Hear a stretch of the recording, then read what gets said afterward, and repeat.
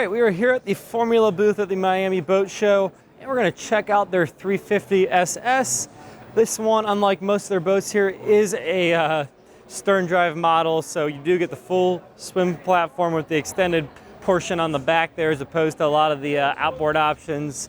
The outboard options are just a popular thing to have down here in Florida with the salt water, whereas something like this would be something more popular when you're in freshwater on a lake or something. Starting off here at the aft, as always, you can see some LED accent lighting doing their thing.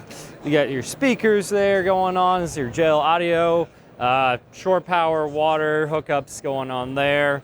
On this side, you do have a remote head unit there, so that gives you some control with that. Stepping up onto here, one quick note, some of their boats do have the same level of cockpit throughout. This one does have a little hump up there, but once you get past that, you're in there and it's all at the same level. Those are split, and they do flip up and back. There's a few positions in between, all the way down and up, and all sorts of stuff like that, depending how you want to use it.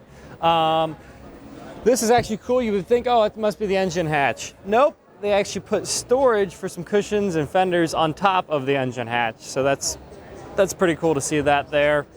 So we will close that up as we walk into the cockpit here. And then look in here, hardtop, of course, and there is a retractable sunroof there, if you will. So that's cool if you want to open that up and let in some light. But if it's hot and it is Florida and it is sunny like it should be, you're probably going to want that closed. One quick note here, wash down and then water hookups for the engine flush out, hang out there. A little gate as you walk in there past your cup holders. And behind here, something you don't see all too often. They do, of course, you're never gonna be able to see it here, but that would be where you would hook up some television, and down there they actually do have a regular 110 volt outlet, GFCI, of course, so that's cool to see that. Here in the cockpit area, like I said, it is all one level once you're in there. Formula, I like what they did here with their upholstery. Along the edge, there's a deviated color, light gray as opposed to white. Just helps protect against any stains, or just hold up a little better over time. So I think it's cool to see the little attention to the detail they put into their boats like that. You might be looking, thinking, oh, there's a little piano hinge there. That must be where they keep the engine hatch. Kinda, but not really. This is actually really cool. Instead of them tucking this away like they normally would, we will open this up, and hiding behind that hatch is actually your generator. So it is extremely easy to get access to that if you ever need to do anything with it. A lot of boats sometimes will just tuck it away in the dark little corner, and then it's just a pain to work on. So that's just cool to see that they thought about that with that going on there. Just a little galley area here. Got a refrigerator under here. This guy opens up. You could put a wastebasket, and you've got like your fire extinguisher there. And then on top of the galley here under this side, these are hinged, so that's nice. It kind of holds them all together. Wastebasket on that side. We'll move over their literature. And on this side is, of course, a sink. So that's what they got going on there. And then you could, just while we're still up here, mention fit probably 2, 4, 6 or 7 people pretty easily around the cockpit area here. Other than the helm split, of course, and it does have flip down and flip up. Those are really easy, and they do lock, so that's actually kind of cool. Here at the helm, got a little Raymarine glass display. Got a radar demo going on there right now. There'd be your engine, Mercury vessel view there. And then hanging out here, just some switches. The one here does some cool stuff with the lighting on the boat.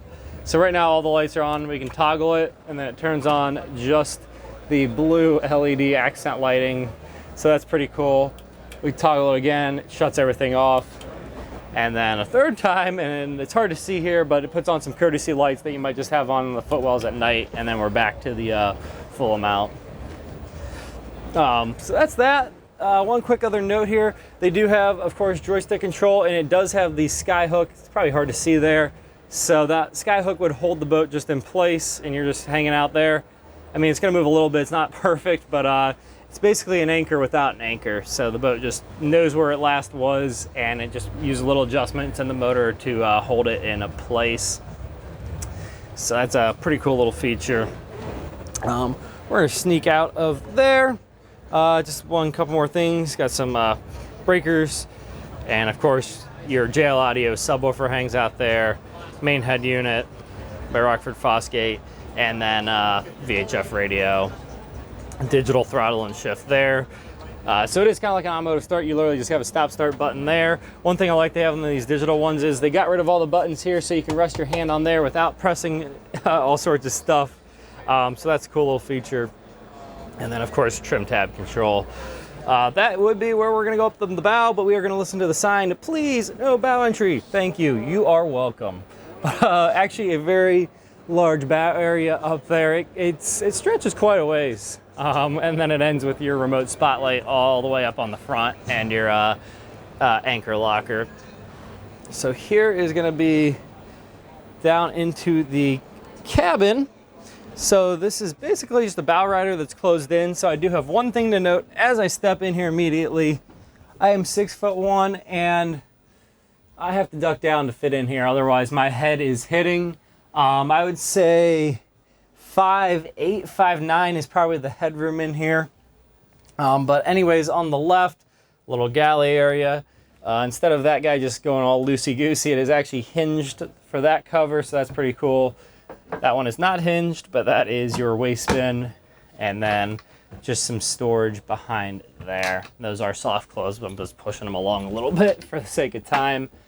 And hanging out down here, just some drawers, access to plumbing, fire extinguisher, water tank gauge. It all lives down there. So you would fill in that, and that would give you a twin berth there. I like what they do with these formulas. They always kind of tuck away extra. It's kind of hard with the exposure to see, but there's extra foot or headroom up under there, so that's something cool they do. And when you're sitting in here, you would then have your TV there. You got a refrigerator. Behind the TV is going to be our switch panel, actually. So whether it's running off of shore power or generator power, batteries, all that goodness, all those goodies hang out there. And then in here is the head. I'm not even going to try to fit in there, but I can assure you, you would have to be like 4'10" probably, or something like that to fit in there. It's definitely a sitting head for whether using the facilities or showering. Behind this is just going to be some storage. And then back here underneath is just a twin berth. I would say it's at least about a full-size bed. So you can easily actually fit two people in there. The length is long enough so somebody at my size can actually fit in there without going diagonally across it. So that's kind of cool to see. We're going to head on up here though. You have a cool little blue LED accent light. You can obviously turn that on and off to your heart's content. And then they do have a separate screen on the cabin door if you wanted to just have the screen there instead of closing it up completely. But we're going to step on through here.